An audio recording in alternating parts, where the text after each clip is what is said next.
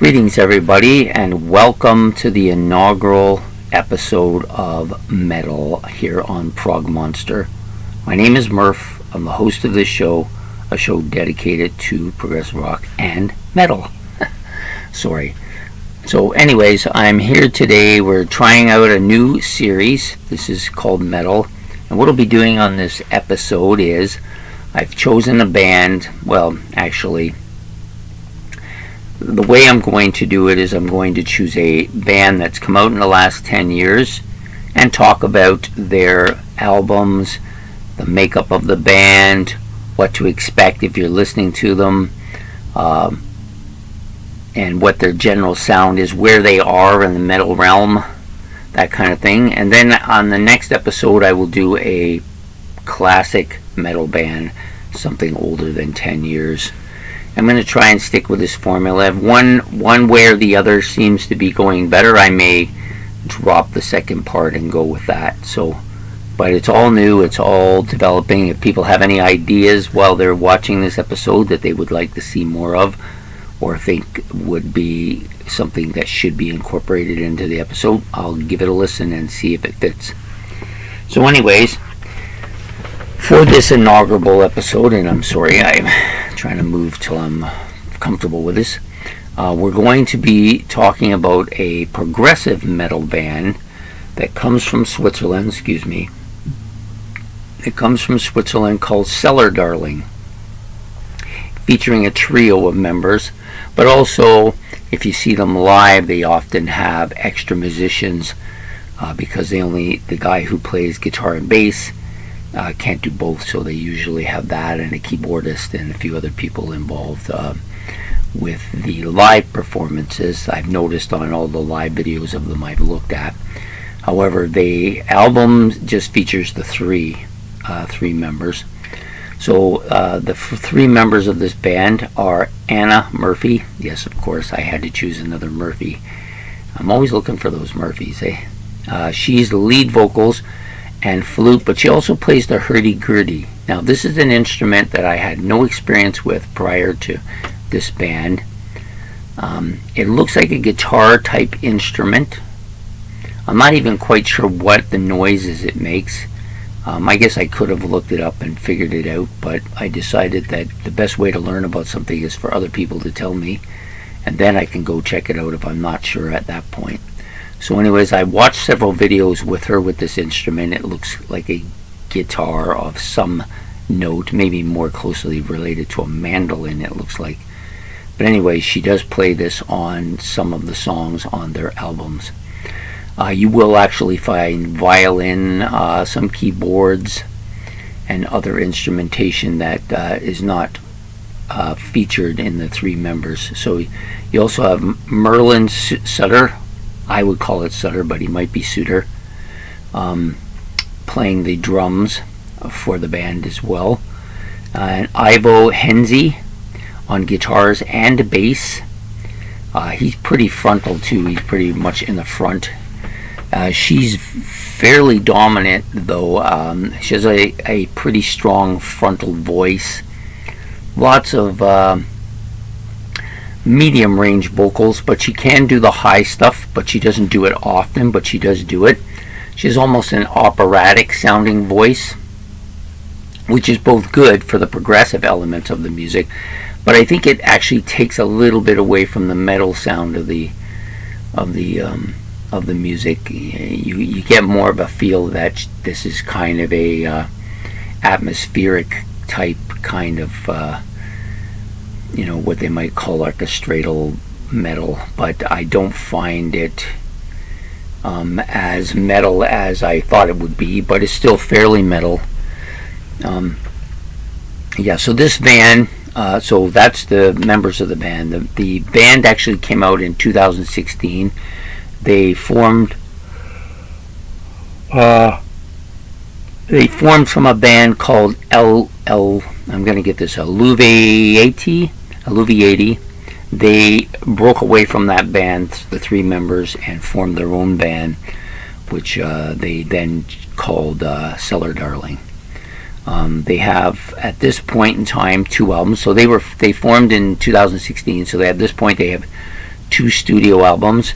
This is The Sound from 2017 and The Spell from 2019.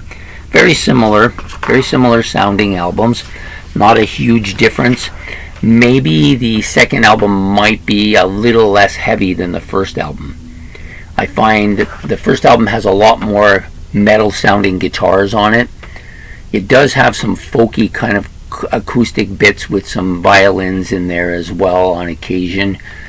There are some other different kind of keyboard sounds, and of course I don't know what the hurdy-gurdy sounds like, so I keep listening for it to try and figure out what it is. I guess I should go and listen to it so I can get a real grasp on what that instrument sounds like. But for the most part, there's this kind of those the acoustic bits and the violin and the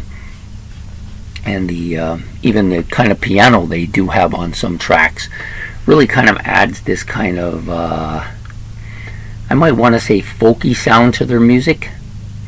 Folky, maybe lighthearted, or not lighthearted, but less heavy, I guess is probably a better word. But they often have this near the beginning of the song, maybe towards the end of the song, they'll have this kind of interlude of this style of music, but most of the time it's some really heavy metal guitar, pretty heavy drums. He's not a flamboyant drummer by any stretch. He doesn't do a ton of rolls. There's not a lot of interplay. He keeps the beat, and he's pretty strong on the drums. The rhythm section is strong on these two particular albums. The second album, a little less metalish and a little bit more operatic. She tends to do a lot more kind of operatic voice on this. There's a little bit more of the acoustic parts on the album than there was on the first one. I think I prefer the first album. I think it's a little heavier. Some of the songs have really kind of catchy beats to them, catchy riffing. Overall, it's got that more of a metal sound. So I think I prefer that album over the second one. But they're not a huge difference between the two albums. They're both fairly good. The band overall live doesn't do much on stage. They tend to stand there and they play their metal parts. The 3 members being in the core up front, the drummer taking up a bulk of the stage with all of his drums. She, of course, playing on the right hand of the stage, mostly just doing vocals, but doing a little bit of flute here and there and a little bit of this hurdy-gurdy. And then the other guy stands kind of to the left on the stage, playing pretty much only guitar. He does, I wouldn't say he actually plays the acoustic guitar. He just has the metal guitar toned it down, so it's more of a hand-picking thing than it is a heavy part to the album. But overall, pretty solid music. If you like that kind of progressive rock, progressive metal sound that has that almost operatic sound to it, you will like these guys. I actually like them. They're the first band I went through looking for a band that I could do first that didn't have a lot of albums, so I wouldn't be stuck listening to a lot of stuff and getting to know a band early on, and because I'm not even sure quite how I'm going to do this episode yet. So I chose these guys because they only had the 2 albums, and of course the name Murphy was a big plus for this. Anyways, I think she's a good singer. If they wanted more of a metal sound, they could have got a more of a darker kind of raspy type vocals for this, but she's doesn't have that. She's a very smooth voice, very mid-range sound with the occasional soprano jump or highlight jumping into her falsetto and making that part being a little bit higher. But overall, she's not bad. I do find the album itself is, the production on it is, or the albums themselves both have fairly decent and good production. Her voice sometimes is a bit murky, and what I mean by that is that sometimes it's difficult to follow what she's saying vocally. She doesn't enunciate quite as well as I would appreciate. Like for some rock vocalists, they can enunciate their words very well. Ronnie James Dio comes to mind for that.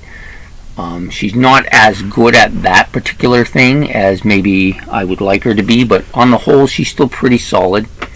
And I think she's the dominant factor here with this band. Definitely if not the leader, definitely the front person, definitely the focus of the band.